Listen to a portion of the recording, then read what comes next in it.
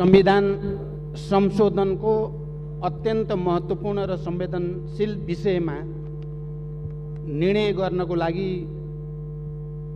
संसदको यो गरिमामय सदनमा उपस्थित भएका छौँ। केही वर्षदेखि मुख्यतः नेपालमा शान्ति र परिवर्तनको एउटा नयाँ युगलाई जन्म दिने प्रक्रियामा नेपाली जनताले, नेपालका राजनीतिक दलहरू र नेताहरूले एउटा नयाँ संस्कृति र परम्पराको विकास गरेका छन्। त्यो हो राष्ट्रिय महत्त्वका, ऐतिहासिक महत्त्वका र दूरगामी महत्त्वका विषयहरूमा सहमति र समझदारीबाट अगाडि जाने, राष्ट्रलाई निकास दिने र गति दिने यो एउटा नयाँ संस्कृतिको रूपमा नै विकास भएर आएको छ। हामीले विगतमा शान्ति प्रक्रियाको सन्दर्भमा, संविधान निर्माण प्रक्रियाको सन्दर्भमा होस् या देशमा हुने विभिन्न प्राकृतिक विपदाहरूको सामना गर्ने सन्दर्भमा, खास गरी विनाशकारी भूकम्पबाट उत्पन्न परिस्थितिको सामना गर्ने सन्दर्भमा पनि हामी सबैले राष्ट्रिय जिम्मेवारीका साथ, अत्यन्त संवेदनशीलताका साथ सहमति, सहकार्यद्वारा जनतालाई राहत दिने, नेतृत्व गर्ने परम्परा जस्तै बसालेका छौँ र त्यही प्रक्रियाको एउटा अत्यन्त महत्त्वपूर्ण नयाँ कडीका रूपमा आज हामी दोस्रो संविधान संशोधनको यो घडीमा आइपुगेका छौँ। खास गरी देशको भौगोलिक अखण्डतासँग सम्बन्धित विषयमा हामी हिजो राजतन्त्र, खास गरी निरङ्कुश पञ्चायती तानाशाहीको प्रारम्भिक दिनमा राजतन्त्रले गुमाएको भूमि गणतन्त्रले फिर्ता लिने ठाउँमा हामी आइपुगेका छौँ र त्यो गर्वको साथ राजतन्त्रले गुमायो, गणतन्त्रले लिँदैछ। त्यो ऐतिहासिक गौरव हाम्रो यो सदनलाई प्राप्त हुँदैछ र हामी त्यो प्रक्रियाको नयाँ कडीको रूपमा संविधान संशोधनको यो प्रक्रियामा उपस्थित छौँ। सम्झौताको एउटा हस्ताक्षरकर्ताको हैसियतले 7 दलको तर्फबाट तात्कालीन प्रधानमन्त्री गिरिजाप्रसाद कोइराला र मैले यसै हलमा हस्ताक्षर गरेका थियौँ। त्यो दिन पनि मैले सम्झिन चाहन्छु र सुशील कोइराला प्रधानमन्त्री हुँदा मैले अपोजिसन लिडरको हैसियतमा यसै रोस्टमबाट उठेर म अब अपोजिसनको भूमिकामा रहन्न, तपाईँ अगाडि बढ्नुहोस्, यो भूकम्पको त्रासदीबाट नेपाली जनतालाई राहत दिन हामी एक छौँ, एक हुनेछौँ भनेर मैले यहीँबाट अपिल गरेको थिएँ। आज यो राष्ट्रिय मुद्दामा पनि म त्यही एकताको निम्ति सबैसँग अपिल गर्न चाहन्छु। धमिलो पानीमा माछा मार्ने हामी कसैले पनि प्रयास नगरौँ, राष्ट्रिय मुद्दामा राष्ट्रिय गम्भीरता प्रदर्शन गरौँ भन्न चाहन्छु। कोरोनाका विरुद्धको सङ्घर्षमा पनि मैले सुरुदेखि भनेको छु, यद्यपि कतिपय बेला मेरा भनाइहरूलाई ठिक ढङ्गले बुझिएन कि भन्ने मलाई महसुस हुने गर्दछ।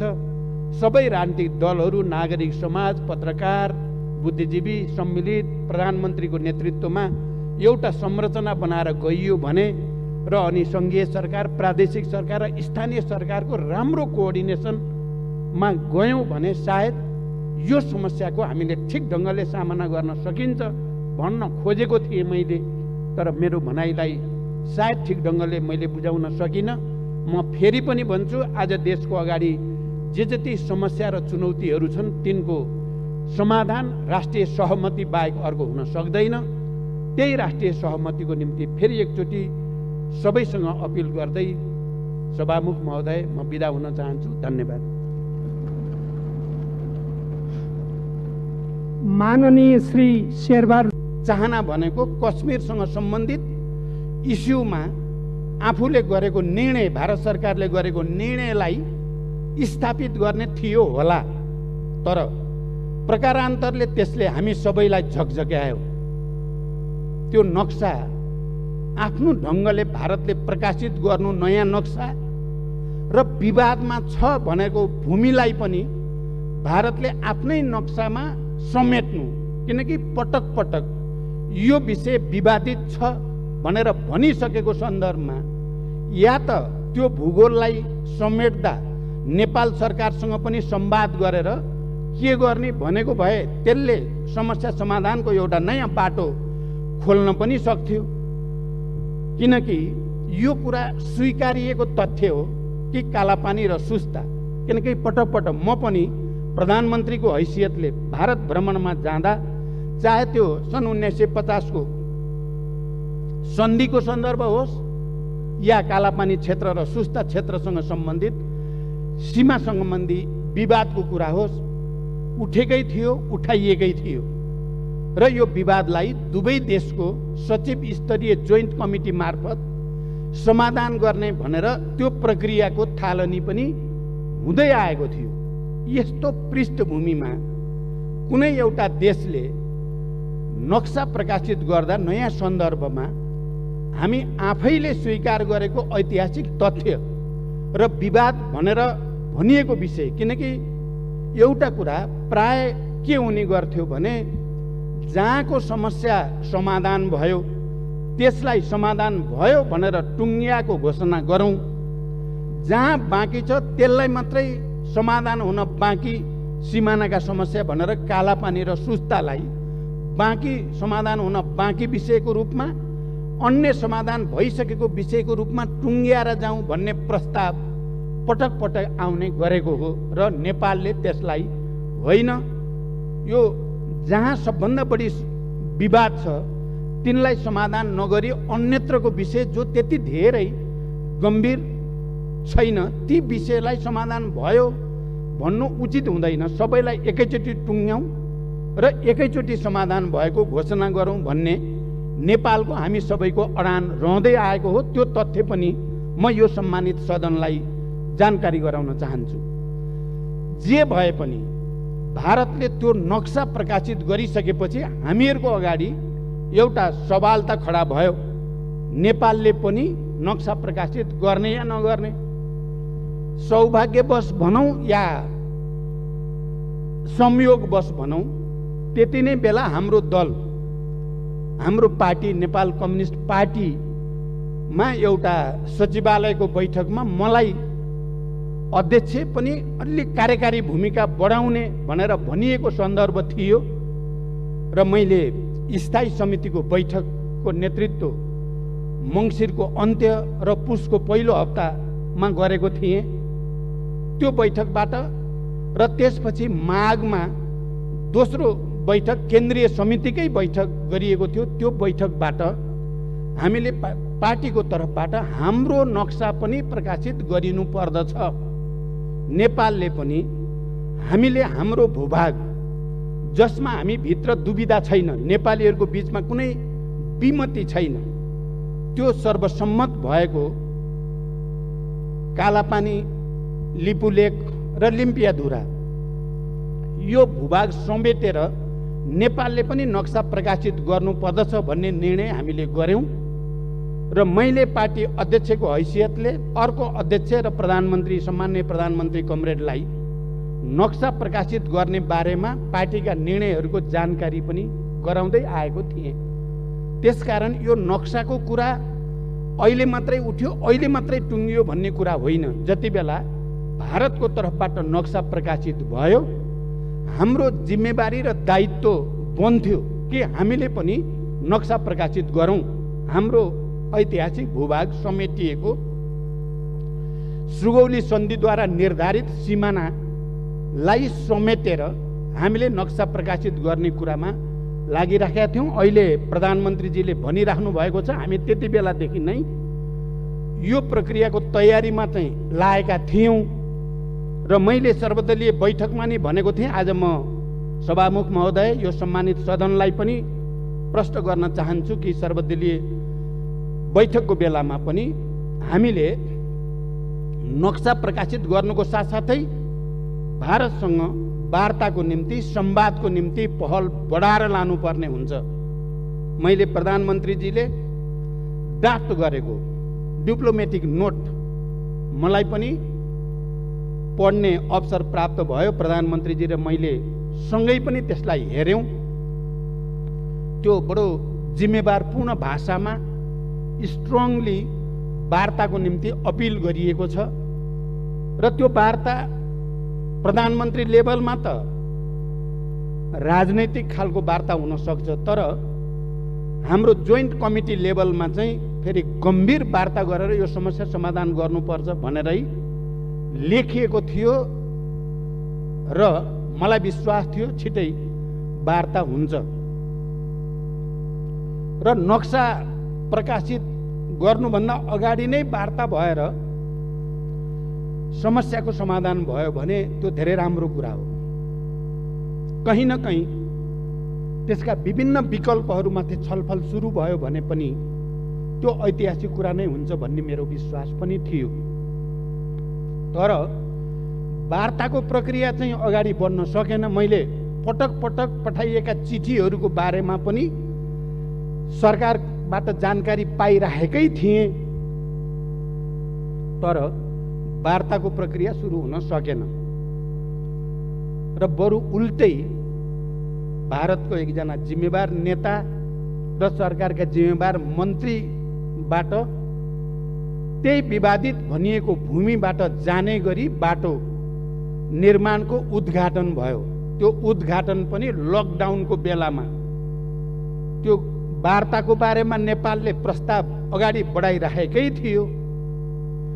त्यसको बारेमा सकारात्मक पहल र त्यसको निम्ति तत्परता प्रदर्शन गर्नुको सट्टा झन् उल्टै त्यही भूमि छिरेर मानसरोवरसम्म जाने बाटोको उद्घाटन गरिदिँदा हामी सबैलाई अझ बढी उद्वेलित, अझ बढी तरङ्गित र आम नेपालीहरूको राष्ट्रिय भावनालाई त्यसले अलिअलि चुनौती दिए जस्तो पनि, अलिकति उद्वेलित बनाए जस्तो पनि हामी सबैलाई महसुस भयो नै। त्यसकारण मैले सर्वदलीय बैठकमा पनि भनेको थिएँ र आज म यो सम्मानित सदनलाई पनि भन्न चाहन्छु, प्रकारान्तरले त्यो नक्सा प्रकाशित गरेर र त्यो बाटो उद्घाटन गरेर भारतले हामी नेपालीहरूलाई एकताबद्ध हुन, आफ्नो गुमेको जमिन फिर्ता लिनको लागि अगाडि बढ्न नकारात्मक रूपले जो चुनौती दियो, म त्यसको लागि ती मन्त्रीहरू भारतका र ती नेताहरूलाई धन्यवाद पनि भन्न चाहन्छु। इतिहासको जिम्मेवारी पुरा गर्नको लागि हामीलाई घचघच्याउनु भयो तपाईँहरूले त्यसो नगरेको भए हामी त अलि अर्कै तरिकाले समस्या समाधान गर्न चाहेका थियौँ। वार्ता संवादकै बाटोबाट नै यो समस्याको समाधान होस् भन्ने चाहेका थियौँ। तर आज हामी संविधान संशोधनको यो घडीसम्म आइपुगेका छौँ। यसको के अर्थ होइन भने र हुन हुँदैन भने हामी फेरि भारतसँग कुनै खालको दुश्मनी चाहेका छौँ त भन्दा बिल्कुल छैनौँ। हामी भारतसँग फेरि पनि यो समस्याको शान्तिपूर्ण कूटनैतिक र राजनीतिक संवादको माध्यमबाट समस्याको समाधान चाहन्छौँ। मलाई लाग्छ नेपाल सरकारले पनि र हामी कसैले पनि यो मुद्दालाई अनावश्यक प्रोभोकेसन गरेर समाधान नहुने दिशातिर लैजान चाहेका छैनौँ। बरु यसलाई एकपटक र सधैँका निम्ति समाधान गर्ने उपायको हामी खोजीमा छौँ। हामी राजनीतिक नेतृत्वमा भएका पार्टीका नेताहरू सबै गम्भीर छौँ। यो परिस्थिति नआइदिएको भए हुन्थ्यो।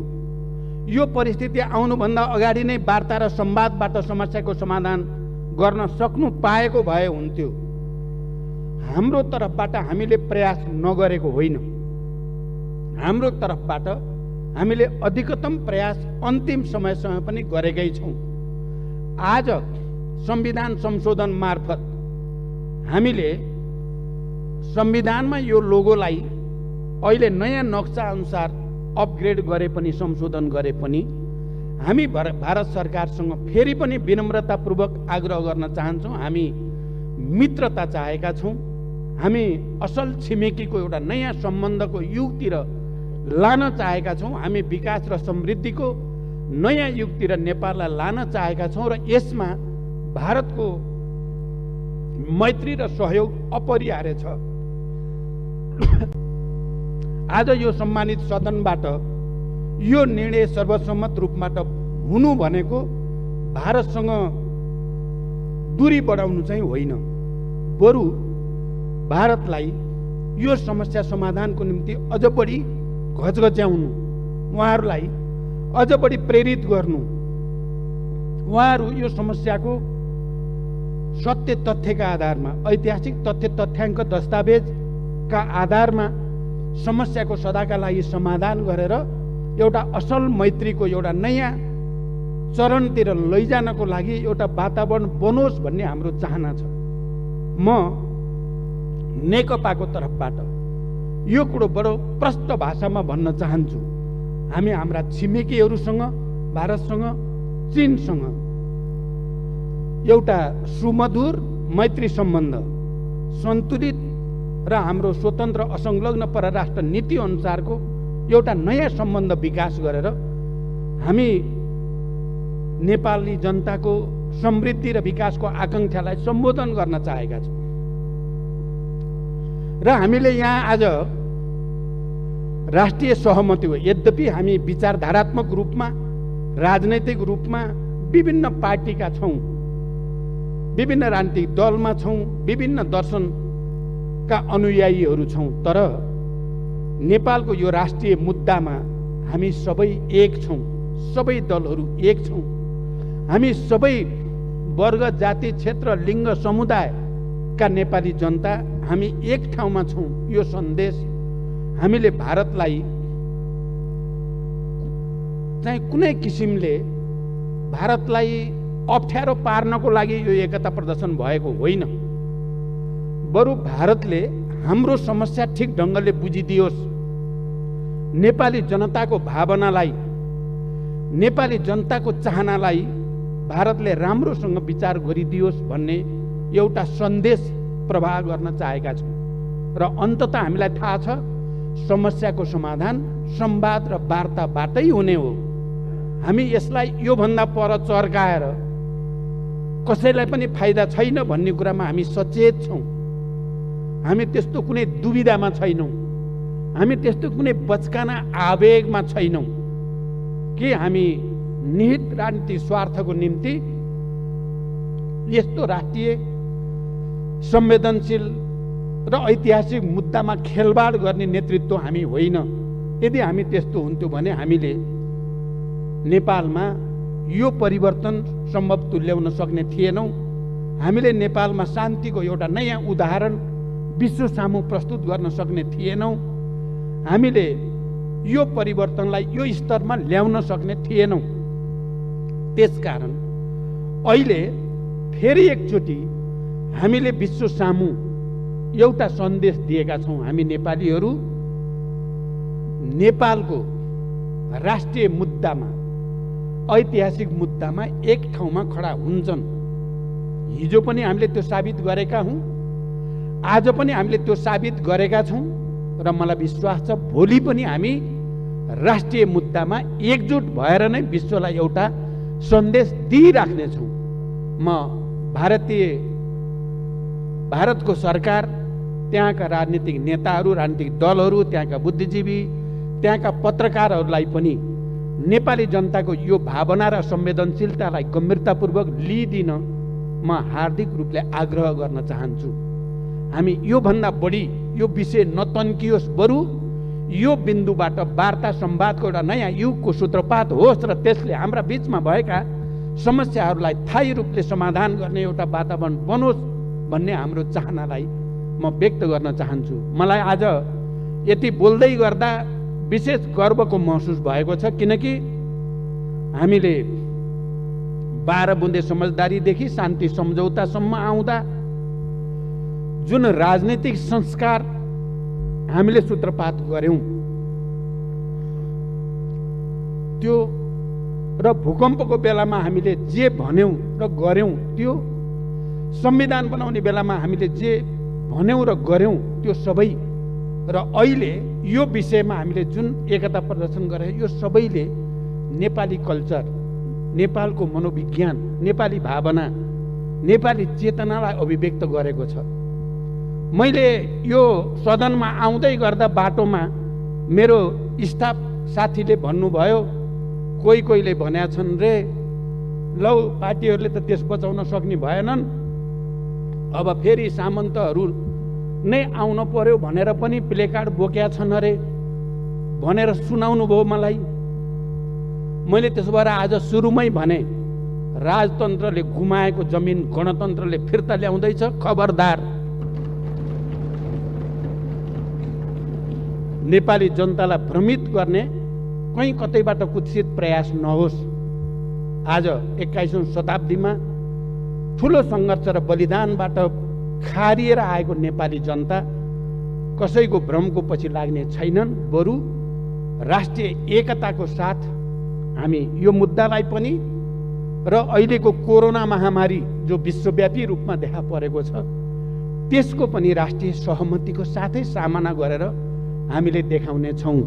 मलाई आम नेपाली जनतासँगै, नेपालका सबै राजनीतिक दलहरूसँगै, नागरिक समाजसँगै म गर्व व्यक्त गर्न चाहन्छु, सबैसँग एकैबद्धता प्रकट गर्न चाहन्छु र हामीले यो समस्याको समाधान पनि मलाई विश्वास छ हामी यसको अन्तिम निर्णयमा पुग्ने बेलासम्म जसरी यो विषयमा हामी प्रस्ताव प्रस्तुत गर्दा सर्वसम्मति हामीले जनाएका छौँ, निर्णयमा पनि सर्वसम्मति हुने विश्वास पनि म व्यक्त गर्न चाहन्छु र यो राष्ट्रिय एकताको निम्ति यो सम्मानित सदनका सबै प्रतिनिधित्व गर्ने राजनीतिक दल, नेताहरू र मान्य सदस्यहरू प्रति हार्दिक धन्यवाद मेरो दलको तर्फबाट र मेरो तर्फबाट व्यक्त गर्न चाहन्छु र आउने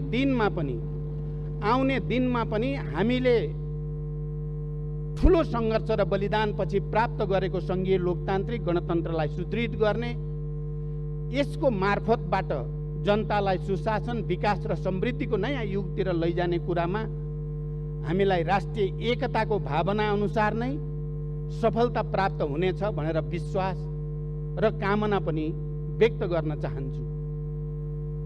मैले अहिले यो विषयमा धेरै लामो कुरा गर्नुभन्दा पनि म के भन्न चाहन्छु भने नेपालको राजनीतिक परिवर्तनको ऐतिहासिक प्रक्रियामा हामीले दुईटा मूलभूत चुनौतीहरूको सामना गर्नु थियो। नेपाली जनताले, नेपालको राजनीतिक आन्दोलनले एकातिर सामन्ती निरङ्कुश तन्त्र र त्यसद्वारा जन्माइएका आर्थिक, राजनैतिक, सामाजिक, सांस्कृतिक विसङ्गतिहरूका विरुद्ध लड्नु थियो हामीले र त्यसको ठाउँमा लोकतन्त्र, जनतन्त्र, जनवाद जे भने पनि लोकतन्त्र हामीले स्थापित गर्ने एउटा चुनौती थियो र लामो समयदेखि, खास गरी राणाशाही विरोधी आन्दोलनको बेलादेखि हामी जनयुद्ध र जनआन्दोलन हुँदै शान्ति प्रक्रिया 62-63 को आन्दोलनसम्म आउँदा हामीले त्यो लडाइँमा आधारभूत विजय प्राप्त गरेकै हो। नेपाली जनताले त्यो लडाइँमा विजय प्राप्त गर्यो र नेपाल गणतन्त्रको नयाँ युगमा, लोकतन्त्रको नयाँ युगमा, सङ्घीयता समावेशिताको नयाँ युगमा पदार्पण गर्यो र नेपाली जनताको अगाडि र हामी सबैको अगाडि अर्को एउटा मुद्दा भनेको राष्ट्रिय स्वाधीनतालाई सुदृढ गर्नु, हाम्रो भौगोलिक अखण्डतालाई रक्षा र सुदृढ गर्नु र सबै खाले वैदेशिक दबाव हस्तक्षेपबाट उन्मुक्त नेपाल निर्माण गर्ने दायित्व पनि नेपाली जनताको समूह इतिहासले सुम्पिएको एउटा गहन र दूरगामी जिम्मेवारी थियो। मलाई लाग्छ आज हामी जे निर्णय गर्न जाँदैछौँ त्यही दोस्रो ऐतिहासिक मुद्दालाई फैसला गर्ने, दोस्रो ऐतिहासिक चुनौतीको सामना गर्ने र नेपालको राष्ट्रिय स्वाधीनतालाई सुदृढ गर्ने, भौगोलिक अखण्डतालाई सुदृढ गर्ने एउटा महान अभियानकै क्रममा हामी यहाँ आइपुगेका छौँ।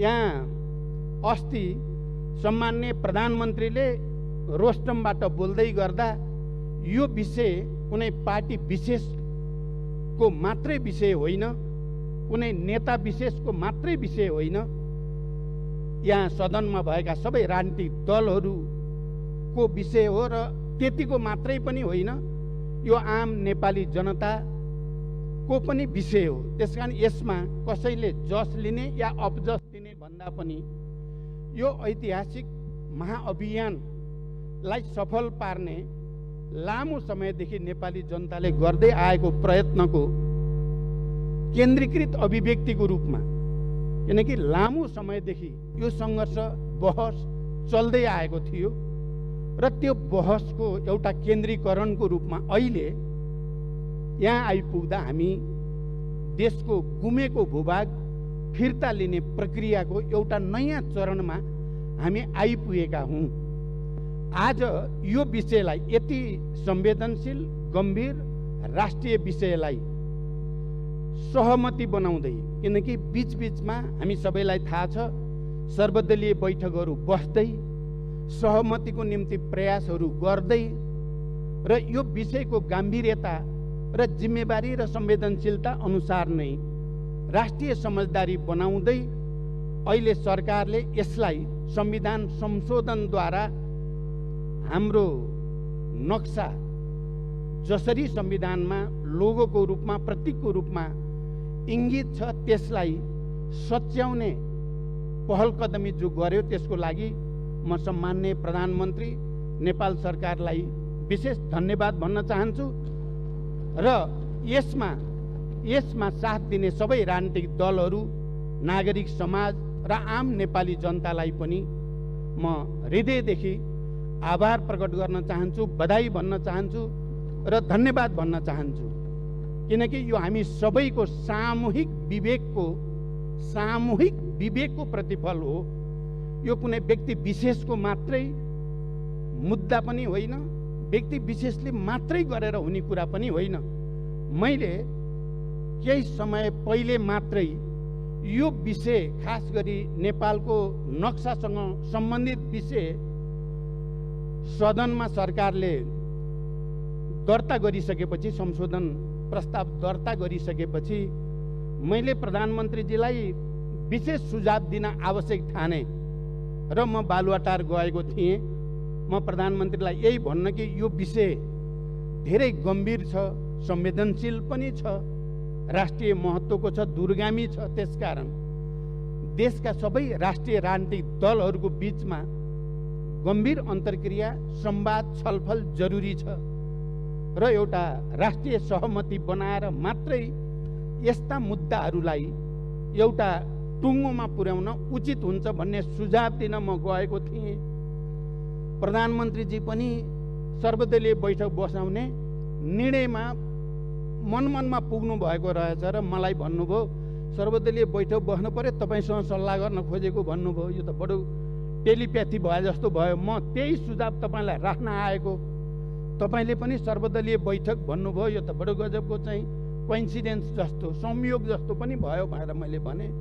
र त्यो सर्वदलीय बैठकमा मैले एउटा कुरा के भनेको थिएँ भने राष्ट्रिय स्वाधीनताको सूत्रीकरणका सम्बन्धमा, भौगोलिक अखण्डताको रक्षाका सन्दर्भमा नेपालले खास गरी 2046 सालको ऐतिहासिक जनआन्दोलनपछि पञ्चायती तानाशाहीका विरुद्ध लामो सङ्घर्ष, झन्डै 30 वर्ष लामो सशस्त्र शान्तिपूर्ण धेरै खाले सङ्घर्ष र बलिदानपछि जुन परिवर्तन आयो र परिवर्तनपछि जति सरकारहरू बने ती सबै सरकारले भारतसँग वार्ता संवाद गर्दा प्राय सबैले हिजोका असमान सन्धि सम्झौताको पुनरावलोकन, परिवर्तनका बारेमा कुरा उठाउने गरेको र 62-63 को आन्दोलनपछि जति पनि प्रधानमन्त्रीहरू बनियो, हामी सबैले, एउटा मात्र होइन सबैले नै जुनसुकै राजनीतिक दलको तर्फबाट प्रधानमन्त्री भए पनि ती सबै प्रधानमन्त्रीहरूले नेपालको भूगोलको सम्बन्धमा, नेपालको सिमानाको सम्बन्धमा बडो गम्भीर ढङ्गले प्रश्नहरू उठाएको र संयुक्त वक्तव्यमा या समझदारीहरूमा भारत सरकारसँग ती विषयहरू उल्लेख हुने गरेको इतिहास बडो प्रष्टसँग देखिएको छ। मैले ती सर्वदलीय बैठकमा भन्ने पनि गरेको थिएँ, यो हामी सबैको निम्ति खुसीको कुरा हो र यो लामो कालखण्डमा 2007 सालपछिका धेरै आन्दोलनहरूको क्रममा नेपाली जनताको राष्ट्रिय चेतना, नेपाली जनताको भौगोलिक अखण्डताप्रतिको संवेदनशीलता र त्यो चेतना पनि गुणात्मक ढङ्गले नयाँ चरणमा पुगेकै छ। यो सबैको प्रतिफल नै हो कि हामी आज हाम्रो गुमेको भूमि फिर्ता लिने, त्यसको दाबी प्रस्तुत गर्ने र त्यसको निम्ति भारत सरकारसँग नयाँ सिराबाट संवाद गर्ने, वार्ता गर्ने, राजनीतिक तहमा, कूटनैतिक तहमा वार्ता र संवाद गरेर यो समस्यालाई वान्स एन्ड फर अल सधैँका निम्ति समाधान गर्ने एउटा सङ्कल्प हामीले लिएका छौँ। त्यसो भएको हुनाले पछिल्लो चरणमा जति पनि भारत सरकारसँग नेपालका सरकारहरूको, प्रधानमन्त्रीहरूको वार्ताहरू भए, ती सबैमा खास गरी कालापानी क्षेत्र, त्यो लिम्पियाधुरा, लिपुलेक र कालापानी क्षेत्र र सुस्ताको क्षेत्र, भूगोल, यसलाई विवादित क्षेत्र हुन् र यसलाई वार्ता र संवादको माध्यमबाट यी विवादित क्षेत्रको समस्या समाधान गर्नुपर्दछ भन्ने कुरामा नेपाल र भारत दुवैको सहमति बन्दै पनि आएको हो र त्यसलाई विवादित क्षेत्रको रूपमा उल्लेख गरिएको छ, स्थापित गरिएको छ। त्यहाँ भारतले पनि र नेपालले पनि कुनै विमति राखेको छैनन्। कालापानी क्षेत्र विवादमा छ भन्ने कुरा र सुस्ता पनि विवादमा छ भन्ने कुरा भारत सरकारले समेत स्वीकार गरेको तथ्य हो। मैले प्रकारान्तरले कश्मीर सम्बन्धी मुद्दाका सन्दर्भमा भारतले नयाँ नक्सा जारी गर्यो र मैले के ठान्छु भने भारत सरकारले सम्भवतः कश्मीर इस्युमा लामो समयदेखि रहेको आफ्नो आन्तरिक समस्यालाई समाधान गर्ने उपायको रूपमा सम्भवतः नयाँ नक्सा प्रकाशित गरेको थियो। उसको चाहिँ चाहना नेपाललाई जिस्क्याउनु थिएन होला।